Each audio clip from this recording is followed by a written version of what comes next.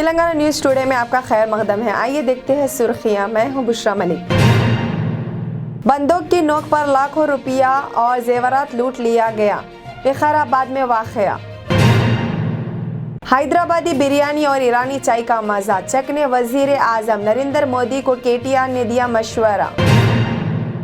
अमरावती कत्ल का मामला NIA के सुपुर्द। चार मीनार के पास bye bye Modi rally.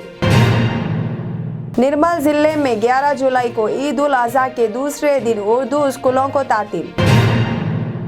Hyderabad में ऑनलाइन धोखाधड़ी, फौरी शिकायत पर रकम की वापसी का इंकार। 1930 पर शिकायत करने का पुलिस का मशवरा। मोहम्मद रईसुद्दीन 6 साल बाद जेल से रिहा, हक पर डटे रहने के लिए रईसुद्दीन काबिले सताइश। गुलजार आजमी।